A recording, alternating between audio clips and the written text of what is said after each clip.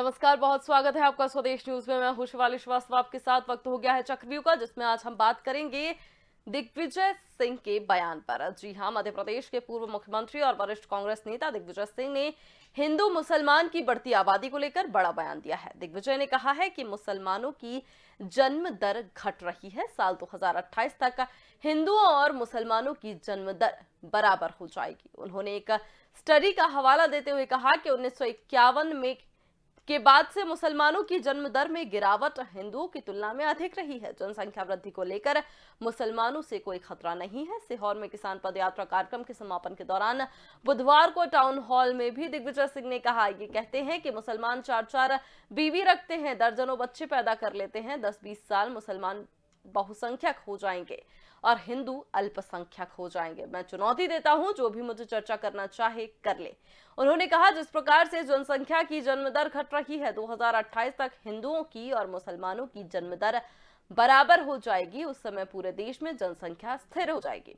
जो भी बढ़ोतरी होगी वो 2028 तक होगी, उसके बाद नहीं होगी। दिग्विजय सिंह ने प्रधानमंत्री नरेंद्र मोदी और AIMIM चीफ असदुद्दीन ओवैसी पर भी निशाना साधा।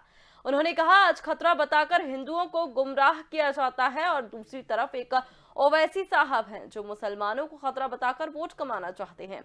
नरेंद्र मोदी हिंदुओं को खतरा बताते हैं, ओवैसी मुसलमानों को। ना हिंदुओं को खतरा है, ना ही मुसलमानों को खतरा है। दिग्गी ने यह भविष्यवाणी की, जिसको कहा जा रहा है कि दिग्विजय सिंह की भविष्यवाणी है कि 2028 तक हिंदू और मुसलमानों की जनसंख्या बराबर ही होगी। चर्चा की शुरुआत करेंगे, उससे पहले आपको सुनवाते हैं क्या कुछ बोले दिग्विजय सिंह और उस पर भारतीय जनता पार्टी की तरफ से क्या प्रतिक्रिया आई है।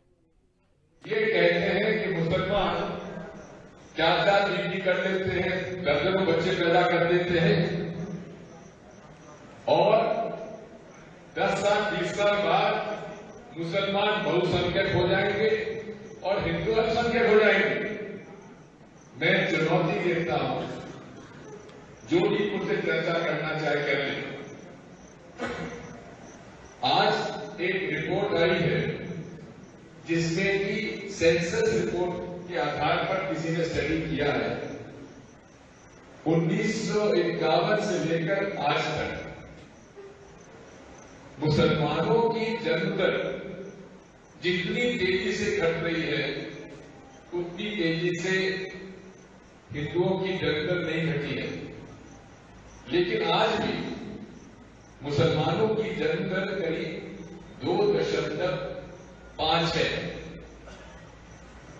2.7 है और हिंदुओं की 2.3 है। यानी कि परिवार में 2.3 परिवार आ जाता है, उनका 2.7। लेकिन जिस प्रकार से जनसंख्या की दर घट रही है, 2028 तक हिंदुओं की और मुसलमानों की जन्म दर बराबर हो जाएगी 2028 तक। और उस समय पूरे देश में जनसंख्या स्थिर हो जाएगी। जो भी होगा 2028 तक बढ़ोतरी, उसके बाद बढ़ोतरी नहीं हो सकती। बात यही है, आज खतरा बताकर हिंदुओं को गुमराह किया जाता है और दूसरी तरफ एक ओवैसी साहब है, वो मुसलमानों को खतरा दिखाकर वो उधर से वोट कमाना चाहते हैं। तो नरेंद्र मोदी भी हिंदुओं को खतरा बताते हैं, ओवैसी भी मुसलमानों को खतरा बताते हैं। न हिंदुओं को खतरा है, न मुसलमानों को खतरा है। खतरा है तो मोदी जी को, ओवैसी जी को। दिग्विजय सिंह को तो चिंता ये भी है कि देश के अंदर आतंकवादी खत्म हो रहे हैं, क्योंकि सबसे बड़े मीत वो आतंकवादियों के ही हैं। जो कांग्रेस का नेता, राज्यसभा का सदस्य, जो मोहनचंद शर्मा की शहादत पर यह कह के फर्जी एनकाउंटर है, जिसको माननीय सर्वोच्च न्यायालय फांसी की सजा दे, उसके घर सम्मान करने के लिए गए थे वो। दिग्विजय सिंह जी तो ओसामा बिन लादेन को जी कह करके पुकारती हैं, तो उनको तो इस बात का डर है कि आतंकवादी खत्म हो रहे हैं देश के अंदर। मोदी जी का नेतृत्व है और देश के अंदर बाह्य सुरक्षा, आंतरिक सुरक्षा में सरकारें हमारी हमारी सरकार ने सेना को इतना सक्षम बनाया है, इससे दिग्विजय सिंह को कष्ट है। क्या सर्जिकल स्ट्राइक होती है तब भी क्वेश्चन खड़ा करता है? तो मेरे कहने का आशय यह है कि दिग्विजय सिंह को तो इस देश के अंदर आतंकवादी खत्म हो रहे हैं, इसकी ज्यादा चिंता है। तो इसी पर चर्चा को आगे बढ़ाएंगे कि आखिरकार इस तरह का बयान का क्या मतलब और इस बयान से इतना बवाल क्यों मचा हुआ है। हमारे साथ शंकरलाल तिवारी जुड़ गए हैं, पूर्व विधायक हैं भारतीय जनता पार्टी के। राम पांडे जी हमारे साथ जुड़े हुए हैं, प्रवक्ता हैं कांग्रेस पार्टी के। बहुत बहुत स्वागत है आप दोनों का स्वदेश न्यूज में। शंकरलाल जी, शुरुआत आपसे करते हुए किस तरह से देख रहे हैं दिग्विजय सिंह के इस बयान को, आप क्या प्रतिक्रिया आपकी?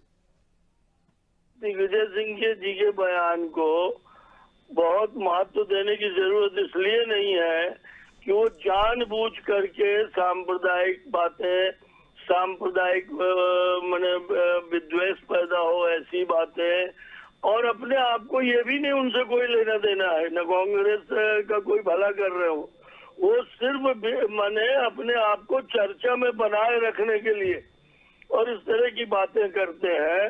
दिग्विजय सिंह जी के बारे में मेरा अपना कहना ये है कि वो मध्य प्रदेश के अंदर तो कांग्रेस के लिए कब्र में जो ताबूत पड़ता है उसकी आखिरी कील साबित हो चुके हैं, और उनकी इस तरह की निरंतर बयानबाजी से देश में भी वो कांग्रेस को कांग्रेस में रह करके नुकसान पहुंचा रहे हैं। न कोई विषय है, न कोई ऐसी बात है, पर उनको दिमाग में आ गया, वो स्टैटिस्टिक्स के बड़े ज्ञाता हैं, उनके पास कहाँ से ये डाटा आ रहे हैं कि मैंने मुस्लिमों की जनसंख्या घट रही है। भैया मैं तो ये कहूंगा दिग्विजय सिंह को व्यक्तिगत रूप से निजी सलाह है मेरी कि अगर उन्हें बड़ी चिंता है तो वो इस्लाम स्वीकार कर ले।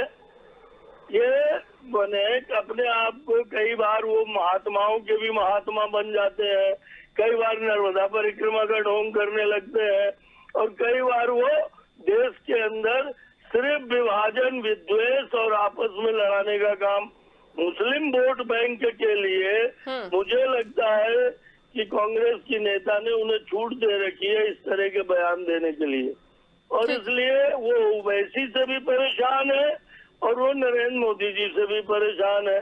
और इस तरह की बातें न तो कोई जनहित की बात है ये, न कोई जन समस्याओं को लेकर है ये।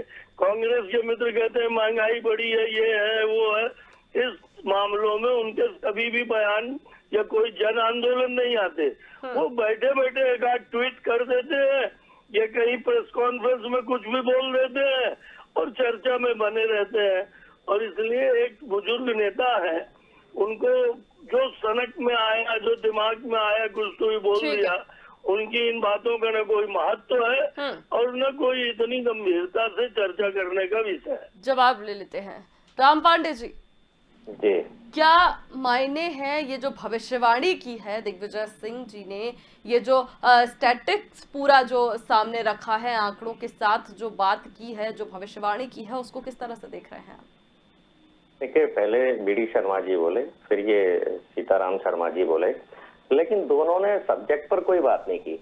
न तो जनसंख्या पर बात की, न जनसंख्या वृद्धि दर पर बात की, न जनसंख्या नियंत्रण पर बात की। और जनसंख्या वृद्धि दर कम होगी तो उसके क्या फायदे होंगे, पहले जनसंख्या क्या थी, अब क्या थी, हिंदुओं की क्या थी, मुस्लिमों की क्या थी, उस पर कोई नहीं।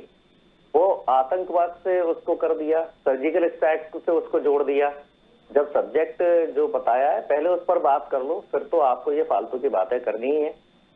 जब हमारा देश स्वतंत्र हुआ था उस समय जो औसत आयु थी वो करीब 30-32 साल थी। आज हमारे देश की औसत आयु हो गई 70 साल, क्योंकि पिछले 70 सालों में कांग्रेस ने शिक्षा और स्वास्थ्य पर ध्यान दिया था तो लोगों की आयु बढ़ गई। स्वास्थ्य पर ध्यान दिया तो लोगों जो जन्म दर है वो बढ़ी है और जो मृत्यु दर है वो कम हुई है। मतलब यदि 21 लोग पैदा हो रहे हैं तो मर रहे हैं केवल 7 लोग, तो 14 लोग एक्स्ट्रा बढ़ रहे हैं। तो इसके कारण देश की जनसंख्या बढ़ती गई और देश की जनसंख्या बढ़ती गई, लोगों में जागरूकता का काम किया, शिक्षा का काम किया। 1949 में ही परिवार नियोजन लागू कर दिया गया था। लोगों को रेडियो के माध्यम से, समाचार पत्रों के माध्यम से परिवार नियोजन पर जागरूकता का काम किया। जब टेलीविजन आ गया तो उसके माध्यम से जागरूकता का काम किया। और जब 1977 में संजय गांधी ने तो पूरा प्रयास किया था कि ये नसबंदी कार्यक्रम को सख्ती से लागू किया जाए, लेकिन भारतीय जनता पार्टी जैसे लोगों ने इसका विरोध किया और वो हर धर्म के लिए था, उसमें हर धर्म के लोगों की नसबंदियां की जा रही थी। यदि वो कानून लागू हो जाता उस समय और भारतीय जनता पार्टी जैसे लोग यदि समर्थन कर देते तो आज सारी जनसंख्या नियंत्रण में होती। और वर्तमान में यदि हम जनसंख्या की बात करें तो आज हिंदुओं और मुसलमानों की जनसंख्या जो वृद्धि दर है उसमें अब कोई अंतर नहीं रह गया। हिंदुओं की 2.3 है, मुसलमानों की 2.7 है, कोई विशेष अंतर नहीं है। और ऐसा बोला जाता है कि मुसलमानों के 4 बच्चे हैं तो उनके 40 बच्चे होंगे। मुस्लिम महिलाओं की जनसंख्या ज्यादा है, 1000 पर मुस्लिम जनसंख्या है 938 है और वहीं 1000 पर हिंदू जो महिलाएं हैं वो 931 है। शिक्षा पर यदि हम ध्यान देंगे और देखिए आप जितनी महिलाएं शिक्षित हैं चाहे वो हिंदुओं या मुसलमान हैं, आप उनके 1 या 2 से ज्यादा बच्चे नहीं देखेंगे। जहां बच्चे ज्यादा 2 से ज्यादा होंगे कहीं न कहीं शिक्षा की कमी होगी या जागरूकता की कमी होगी। मुस्लिमों को भी अपने बच्चे पालने हैं, उन्हें भी पता है कि आज बेरोजगारी है, महंगाई है, हम सर्वाइव नहीं कर सकते, यदि हम ज्यादा बच्चे पैदा करेंगे तो हमारे बच्चे भूखे मरेंगे, इतना उनको भी ज्ञान है। आज गरीब आदमी को भी ज्ञान है। तो जनसंख्या जो लगभग नियंत्रण हो चुकी है और मैं तो कहता हूं जनसंख्या कानून पास कर देना चाहिए और वो हर धर्म पर लागू होना चाहिए। जब आप कहते हैं हमने 3 तलाक हटा दिया, जब मुस्लिम कानूनों में आपने इंटरफियर करके जब 3 तलाक हटा दिया तो हमारे दो सब पर लागू कर दो ना, वो हिंदू पर भी रहेगा, मुस्लिम पर भी रहेगा और उसमें कोई विरोध नहीं करेगा। तो जनसंख्या नियंत्रण होगी तो कम से कम देश की प्रोग्रेस में कुछ ना कुछ तो इजाफा होगा। तो आज कोई भी जानबूझकर 6 बच्चे पैदा नहीं करना चाहता है, चाहे वो हिंदू हो चाहे मुसलमान हो। शंकरलाल जी, देखिए जनसंख्या नियंत्रण एक अलग विषय है और जनसंख्या नियंत्रण को देश के हित में अगर उचित मानने की बात है तो ये माने सभी पार्टियां सभी सरकार मानती नहीं। अभी कांग्रेस के प्रवक्ता जी ने नाम लिया संजय जी का।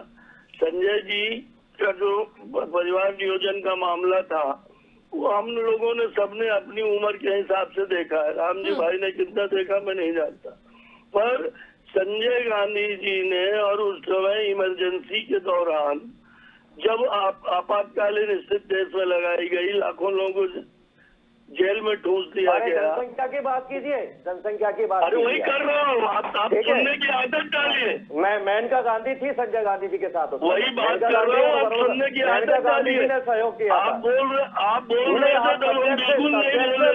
सब्जेक्ट पर एक-एक करके सर। जनसंख्या नियंत्रण का देश अरे को फायदा होगा या नुकसान होगा। तय करने वाले की राम पांडे जी एक बार बात सुन लीजिए। बकवास कर शंकरलाल जी बोलिए। फालतू की बातें करते हैं, पाकिस्तान अमेरिका इंग्लैंड पर चले जा रहे हैं। जनसंख्या नियंत्रण से फायदा होगा या नुकसान होगा, इनको भी ये ज्ञान तो होना चाहिए।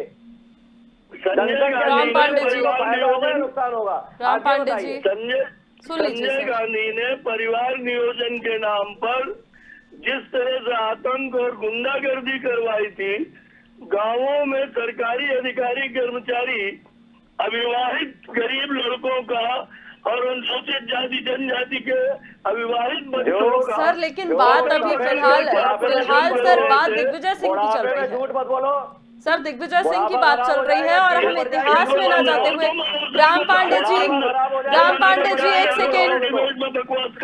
राम पांडे जी नहीं बोलते, बुढ़ापा है आपका, झूठ। राम पांडे जी, अरे तेरी जवान। शंकरलाल जी हम इतिहास में ना जाए। शंकरलाल जी हम इतिहास में ना जाए, वर्तमान में रहकर बात करें। बात दिग्विजय सिंह सर सुनिए ना सर, दिग्विजय सिंह और उनके बयान पर चल रही है। मैंने आपसे सीधा सवाल पूछा था कि जिस तरह जी मैं एक बात कहना चाहता हूँ जी कि क्या कांग्रेस के मित्र, अभी उन्होंने कह तो दिया, पर कांग्रेस का कोई बड़ा नेता ये बताएगा कि उनके बयान पाकिस्तान परस्त क्यों आते हैं, उनके बयान आतंकवादियों को समर्थन देने वाले क्यों आते हैं, उनके बयान आज ये कह रहे हैं कि जनसंख्या नियंत्रण पर सभी धर्मों पर लागू कर दिया जाए और 3 तलाक आपने कर दिया। 3 तलाक का विरोध आपने क्यों किया? 3 तलाक की बात आई, आपने विरोध क्यों किया? राम पांडे जी शब्दों की गरिमा रखें सर और तथ्यों के साथ बात करें। राम पांडे जी तथ्यों के साथ बात और शब्दों की गरिमा बनाए रखें। झूठे बोलते हैं। अरे बताया ना कि तुझे पहले नहीं हुआ, 10 दिन काम कर रहा हूँ। राम पांडे जी, लगातार ये आरोप लगता आया है कि एक वोट बैंक की खातिर इस तरह के बयान सामने आते हैं और ये भी कि चर्चा में बने रहने के लिए, सुर्खियों में बने रहने के लिए इस तरह के बयान दिए जाते हैं। उस पर क्या काउंटर है आपका? नहीं, कांग्रेस में क्या दम है? क्यों जनसंख्या नियंत्रण बोर्ड? ठीक है शंकर लाल जी, जवाब सुन लीजिए। कि सभी धर्मों के ऊपर जनसंख्या नियंत्रण लागू किया जाए, किसने मना किया था कांग्रेस को? ये आप ही ने तो विरोध किया था। मेनका गांधी, नहीं, झूठ बोलो। संजय गांधी का विरोध आप ही तो सर करते आप हो। भी इतिहास में ना जाएं, वर्तमान में बात करें सर। वर्तमान पर बात करें सर। दिग्विजय सिंह के बयान पर कहाँ आप जा रहे हैं पीछे? वर्तमान में बात करें, बोलिए राम पांडे जी। वर्तमान में हमें सारी बातें वह करनी चाहिए जो देश के काम आ सके। हाँ। जनसंख्या नियंत्रण होगा, देश के काम आएगा। शिक्षा का प्रसार होगा, स्वास्थ्य सेवाएं सुधरेगी। लेकिन जनसंख्या, सर सुनिए ना राम पांडे जी, जनसंख्या नियंत्रण की बात नहीं कही है दिग्विजय सिंह ने। तो क्या है? जनसंख्या बोलो, यही नियंत्रण तो की कहा बात है। दिग्विजय सिंह ने कही नहीं है, ये तो मुद्दा क्या ही कहा नहीं है। उन्होंने? दिग्विजय तो क्या सिंह ने भविष्यवाणी की है कि जबरन का ज्ञान बांट रहा है जनसंख्या 2028 तक कांग्रेस प्रस्ताव हिंदू है और कि मुस्लिम की में। जो जनसंख्या है वो बराबर हो जाएगी और किसी से खतरा नहीं है। खतरा मोदी को ओवैसी से है, ओवैसी को प्रधानमंत्री मोदी से है। जी जी जी, ओवैसी कहते हैं मुसलमानों से कि आप तो अपनी जनसंख्या बढ़ाओ। मोदी जी कहते हैं और भागवत जी हिंदुओं से कहते हैं आप अपनी जनसंख्या बढ़ाओ। इन दोनों के कहने से नुकसान तो देश का हो रहा है ना, देश बर्बाद हो रहा है ना। बकवास कर रहे हैं मोदी जी का कोई ऐसा दोना नगर दिखा दे, अप्रमाणिक बातें खुद नहीं किया करें। इन दोनों बैठ के कर कारण किया। देश गड्ढे में जा रहा है अगर ना। दम है तो कांग्रेस क्या है? हिंदू ऑल इंडिया लीडर बोलो ना। मुसलमान जनसंख्या ये जो है कि जनसंख्या नियंत्रण बोर्ड अल्पसंख्यकों के धर्म संप्रदाय के लोग हो, उस पर हम कानून लाते हैं। 70 साल से हम कानून नहीं लाए और 70 साल के बाद आज ज्ञान बांट रहे हो। देश बर्बाद हो रहा है ना इन झूठ में। अरे देश को तुम्ही ने बर्बाद किया, कांग्रेस ने बर्बाद किया और तुम्हारे जैसे छुट भैया कांग्रेस को खाए जा रहे हैं ना। महंगाई कहाँ जा रही है? आप परिणाम देख रहे हो ना। बताना कि तुम्हारे सर इस बयान पर रहिए ना सर, वो पुराना राग नहीं सर। राम पांडे जी बयान पर, की बातें करते हैं। बयान पर शंकर लाल जी सर अपने टर्न पे बोलिएगा, एक बार बात सुन लीजिए पूरी। आप दोनों एक साथ बोलेंगे तो किसी की बात समझ में नहीं आएगी सर। मोदी जी कह रहे हैं हिंदुओं की जनसंख्या बढ़ाओ, गड्ढे में तो देश जाएगा ना। सर कहाँ, किसने कह दिया जनसंख्या बढ़ाओ सर? तो देश की बिगड़ेगी। राम पांडे जी किसने कहा जनसंख्या बढ़ाने को? आपको नहीं सुनाई देगा बेटा। ठीक है, ठीक है।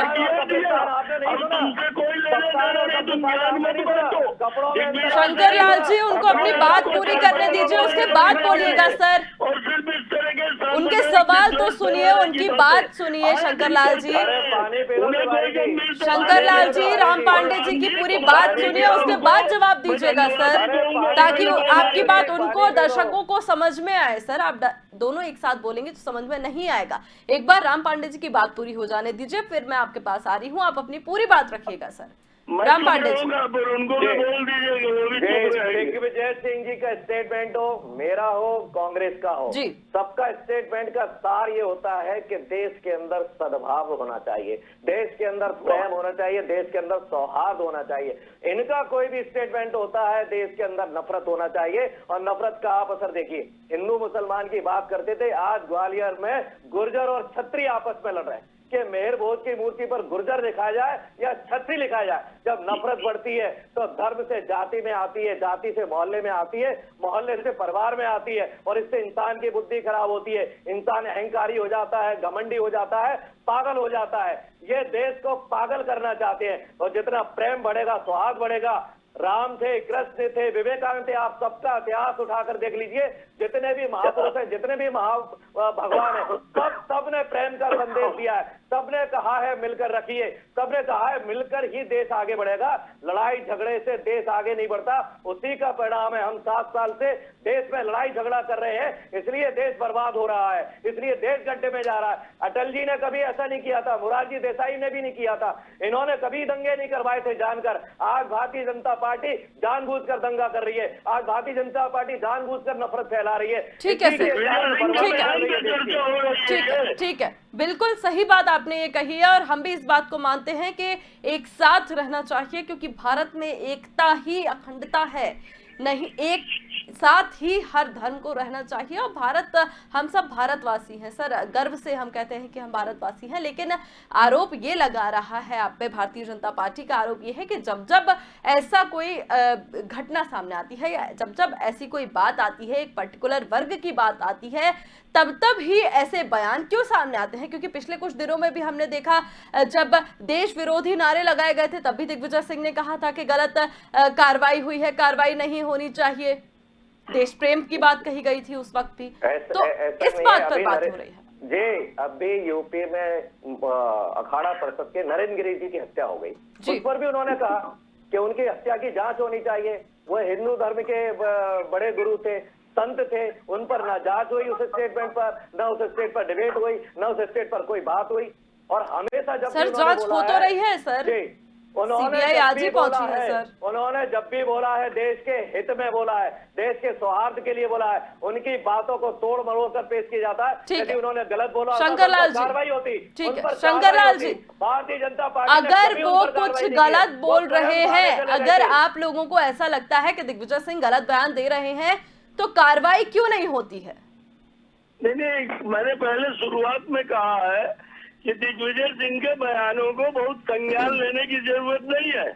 वो सिर्फ चर्चा में बने रहने के लिए कह रहे हैं, और वो जानबूझ करके इस तरह की बातें करते हैं जो सांप्रदायिक विद्वेष फैलाने की हो। और दिल्ली की नजर में, सोनिया जी की नजर में, वो अपने आप को ये साबित करना चाहते हैं कि मुस्लिम वोट बैंक का मैं ही ठेकेदार हूँ, और इसलिए मुस्लिमों की, हिंदुओं की बात वो आए दिन करते हैं, और तब वो बहुत ढोंग पूर्वक करते हैं। और इस नाते उनकी बात को कोई संज्ञान लेने की या कोई, मैं तो जवाब देने लायक भी नहीं मानता। पर मैं चूंकि स्टूडेंट हूँ और इस नाते मैं राजनीति का विद्यार्थी होने के नाते आपने डिबेट में बैठाया है तो मैं बोल रहा हूँ। बाकी दिग्विजय सिंह के अलावा भी देश में कांग्रेस के बड़े बड़े नेता हैं, पर आज दिग्विजय सिंह 15-20 साल से कोई चुनाव नहीं जीत पाए, और इसके बावजूद वो सिर्फ मुस्लिम वोटों का ठेका लेकर के मुस्लिम वोट बैंक की राजनीति और अपने को चर्चा में बनाए रखने की राजनीति कर रहे हैं। और इसलिए इसमें बहुत चर्चा करने का और जबरदस्ती की बातें करने का कोई अर्थ नहीं है। राम पांडे जी, 2003 का उन्होंने चुनाव लड़ा था, शिवराज सिंह जी को बुरी तरह से हराया था, और उन्होंने कहा था मध्य प्रदेश में सरकार और उन्होंने कहा था मैं 10 साल चुनाव नहीं लड़ूंगा, वो 10 साल चुनाव नहीं लड़ूंगा। आपके बात के धनी थे, आप जैसे दोगले नहीं थे। उन्होंने 10 साल वो धर्म निभाया। उन्होंने 2003 में कहा था मैं 10 साल चुनाव नहीं लड़ूंगा, उन्होंने धर्म को निभाया, वो चुनाव नहीं लड़े। आपकी तरह दोगले नहीं थे, आपकी तरह झूठे नहीं थे। 2003 में शिवराज को हराया था उन्होंने, और उन्होंने भारती को हटा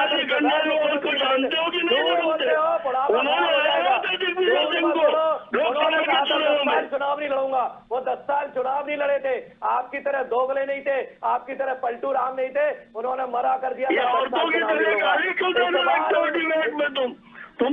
तुम तो असली हो ना, दूसरे को दोगला कह रहे हो। तुम असली हो, तुम जानते हो। सर प्लीज शब्दों की मर्यादा बनाए रखें। गद्दार कहते हो sir please, Ram Pande ji please sir, अब सभ्य लोगों के मुंह से इस तरह की असभ्य बातें शोभा नहीं देती सर। उसकी वकालत यहाँ बैठ के कर रहे हो और दूसरे को कह रहे हो दुनिया की बातें। दोगले तुम हो, देश के विकास में बाधा बन रहे हो, जनसंख्या बढ़ाने की बात कर रहे हो, दोगले आप हो। दिग्विजय सिंह जनसंख्या नियंत्रण की बात कर रहे हो, उन्होंने आंखें खोल दी कि मार्च 2003 बच्चे पैदा हो रहे, आज देश में भ्रम फैला रहे थे कि 10 बच्चे पैदा हो रहे, आप देश में झूठ फैला रहे थे, आप झूठ फैला रहे थे कि लोग 10 बच्चे पैदा कर रहे। उन्होंने आंखें खोली है, तुम्हें तो मालूम है ना कि तुम 2-3 बच्चे पैदा कर रहे हैं। आप झूठ बोल रहे थे, आप दोगले हो, झूठ फैला रहे थे, आप लोगों को गुमराह कर रहे थे कि लोग 10-10 बच्चे पैदा कर रहे। उन्होंने आंखें खोल दी, उन्होंने आंखें बता दी 2 या 3 बच्चे पैदा कर रहे, लोग केवल 2 या 3 बच्चे पैदा कर रहे। उन्होंने आपको झूठ का पर्दा फाश कर दिया, आपने झूठ का पर्दा फाश कर दिया। उन्होंने ये कहा था ये मोदी शादीशुदा है, उन्होंने ये कहा था ये मोदी शादीशुदा है, उनकी बात करने के लिए उन्होंने ये कहा था सर अगर इस तरह से आप उन्होंने ये कहा था मोदी सर, मैंने आप लोगों से बार बार कहा आप लगातार बोलेंगे, दोनों एक साथ बोलेंगे तो किसी की आवाज समझ में नहीं आएगी। हालांकि हमारे दर्शकों को जितना समझना था उन्होंने बयान के मतलब भी समझ लिए और उसकी प्रतिक्रिया भी। बहुत बहुत धन्यवाद आप दोनों का हमारे साथ जुड़ने के लिए। तो आपको बता दें कि मध्य प्रदेश के पूर्व मुख्यमंत्री और वरिष्ठ कांग्रेस नेता दिग्विजय सिंह ने एक बयान दिया जिससे बवाल मच गया। अब कांग्रेस का जहां ये कहना है कि उन्होंने आंखें खोली हैं लोगों की, वहीं भारतीय जनता पार्टी कह रही है कि वो मात्र वोट बैंक की राजनीति करते हैं और चर्चा में बने रहने के लिए अक्सर ऐसे बयान देते रहते हैं। देखने वाली बात यही होगी कि ये बयान मध्य प्रदेश की राजनीति में और कितना बवाल लाता है। तब तक के लिए मुझे दीजिए इजाजत। देखते रहिए स्वदेश न्यूज। नमस्कार।